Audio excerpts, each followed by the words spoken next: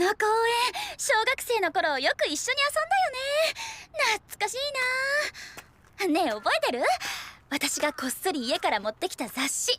水たまりに落として泥まみれになって、慌てて水飲み場で洗ったらもっとぐちゃぐちゃになっちゃって、あの時は焦ったよ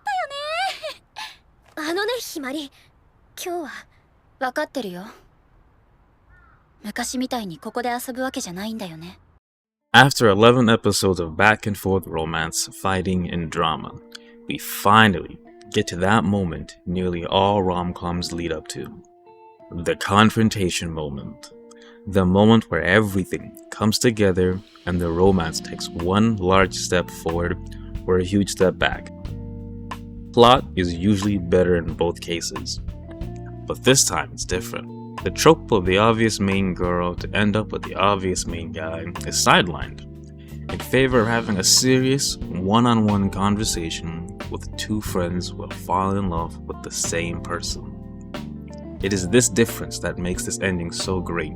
Stakes, consequences, a real dilemma that's being taken seriously. I was excited. After episode 11, I had fully accepted that we were headed for the SS Akane Saito, with an uncontested and unquestionable destination for them. But giving the confrontation moment to Himari means more than just Akane getting a victory lap over her. And clearly, somebody knew that. サイトのことが好きだか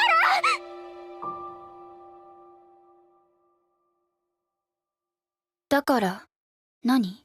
I love the brief delay in response, as if she was expecting her to say more, to justify her love. Cruel, I know, but I love it even more for it, to ask that question, and so what? Because in life, you don't have to justify your love of anything or anyone to anyone else. It's yours and only your heart that you need to do right by, then others. Otherwise, you start things only to realize later it isn't what you wanted. But you see, Akane has been denying what she really feels the entire time. Not only to everyone, but to herself. What's one I love you after 2 years of I hate you? Himari rightfully calls her out for this. 何って。茜はサイト君と喧嘩ばっかりしてたじゃん。サイト君のこと大嫌いって言ってたじゃん。それはそうだけど。私は違う。私は1年の時からサイト君のことが好きだった。茜の隣でサイト君のことだけ見てた。今さら出てこないでよ。邪魔だから引っ込んでてよ。Finally figuring out what you wanted and admitting it is not cause or reason for anyone else to just follow along. That everything now just gets to go your way. Hima has been open and upfront with exactly how she feels. She already knows that's not how this goes. You have to try now. You have to put effort into it. You have to mean it. Admitting it to yourself is only the first step. So the girls go on to have a real conversation. They dig into each other in ways nobody else in their lives could. They tell each other the truth, how they really feel, and see each other. A real and honest conversation. ほんと、茜はずるいよね。ずるい？おばあさんのおかげでサイト君と早く出会えて、家の命令で結婚までさせてもらえて、ずるいよ。周りがそうやって手伝ってくれなきゃ、茜なんてサイト君と普通におしゃべりもできないぼっちじゃん。あんただって八方美人すぎて気持ち悪いのよ。気持ち悪いって、愛想笑いもできない茜よりマシだよ。愛想笑いするくらいなら舌を噛んで死ぬわ。ひまりの薄っぺらな笑顔、嘘だとサイトにバレてないと思ってるの？バレてないよ多分。全然薄っぺらじゃないし、きっちり演技できてるし。大体ずるいのはひまりの方よ。偽装恋人を引き受けるとか言って、本当はそれを利用してサイトを誘惑するつもりだったんでしょ？当たり前じゃん。何開き直ってるの？気づくの遅いよ。そんなんだから友達に旦那取られちゃうんだよ。Oh my god, I felt like I got whiplash the final minutes of the show. Despite everything, Akane still gets her way without having ever done anything or said anything to convince anyone of anything. She just pulls the I call dibs card, and my grandma locked it all in for me. 邪魔なのはそっちよ。私だって昔から好きだったわ。12歳の時パーティーでサイトに出会って同じ高校に行けるのが楽しみだったの。は？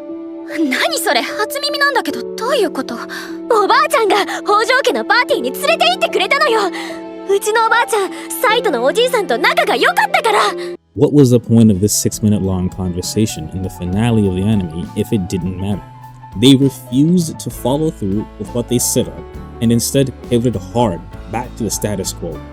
They used Himari to raise the tension and then used her to deflate the tension by backing down.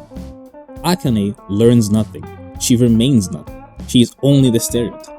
Any depth that could have been had is eliminated right before our eyes. Now I know at some point someone's gonna decide to talk about the manga or the light novel, but I'm not discussing it. I'm discussing just the anime. I'm discussing the act of adapting this. What's the point in adapting this? I understand that this is the original story, but my god, I only wish I was recording while watching this scene play. The excitement I had into the slow descent of apathy after I realized we had this amazing conversation and we're just gonna walk it back. Which person would you rather be with? Which person do you want to dedicate your time to? Which of these ladies would you choose? If only there was someone here who could, I don't know, maybe do this for us. Where the hell is Saito in the finale of his own romance? Where is he? Where? どうした？急に入ってこないで。ここは私の部屋よ。共有スペースだろ。 Ah, I see. So I asked a question to myself, what does Saito think about this? Who does Saito actually love? And the only conclusion I can come to is that he just likes Akane's looks. Yep, it can only be her looks. Why else would he put up with everything she does and says? If you're not a straight guy, it can be hard to estimate just how much the way a woman looks can result in you ignoring every single thing wrong with her, especially when doing so keeps her closer. This is the only way that I can feel, or that I've managed to understand how Saito thinks and feels as a character. I can't think of anything else other than this. He's just very much into how she looks. So then how does Saito really feel about all of them? I can only assume he's indifferent. You'll think I'm crazy for thinking that and saying that. There's obviously countless times where Saito clearly shows his feelings and dedication. But then I have to ask myself again, dedication to who? And for what? And the answers I come to is dedicated to everyone. Because he's just that nice of a guy. He's not a character. He's a nice guy. He helps Akane's sister despite constantly threatening to report him for being a predator. Akane slanders him every chance she gets, both publicly and privately. He is supposedly very smart and caring, but he can't see he's crushing Shisei. The way his attitude to Himari is presented to us, it feels and seems like he's not in love with her, but he just cares for her because he's a nice guy. Yet he can't see how every action he takes only reinforces a hope she has about them that he has no intention of reciprocating. If you've ever been in any kind of relationship, or if you've ever had somebody you liked, or you were in love with, or anything like that, you felt strongly about somebody, but they never felt the same way about you, but continue to act and to speak to you and to keep giving you that little bit of hope every now and then, despite them saying no or them not really saying outright no. Which is what makes Saito even worse, honestly, now that I think about it. He says no multiple times. Then he goes to her house, knowing full well what she wants, and also knowing that Akane will be upset. He is equally dedicated to every girl in his life, and equally inconsiderate to each of their feelings despite being a bleeding heart and caring for all of them. I can only assume he must be indifferent. He is everything for them and nothing to them. I can only consider him to be indifferent and simply more attracted to Akane than the others. Having Himari whisper in his ears, "Yo, we can bang tonight," basically saying that flat out, and his response being a simple gulp and a minor shiver, and then later just walking right past her to question Akane, who then threatens to bite off his tongue and kill him, but is still not dissuaded in his pursuit of her, because in the end, he finds her cute when she's flustered and not being violent.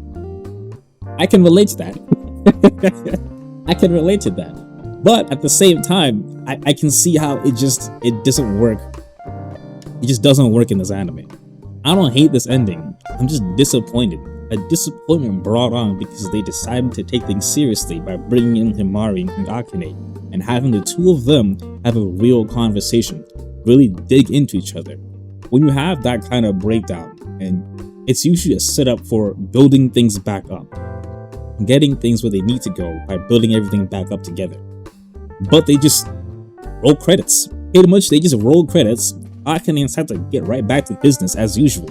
And then in the end, when they're all sitting on the bench outside of the school, it's just good old laughs, we're just back to business. I was made to care for something that apparently didn't matter. Who cares about their relationship dynamics if Sato will endlessly favor Akane no matter what? Himari should have just stayed the background bimbo rival if this was going to be the outcome. Yes, I am upset about this stupid romance anime, only because it actually had potential.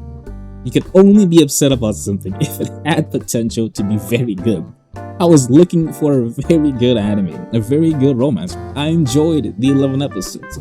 I was there, back and forth, Akane here, Himari there. I was there. I thought we were gonna get something special, but just got nothing. This anime literally got worse with each and every episode.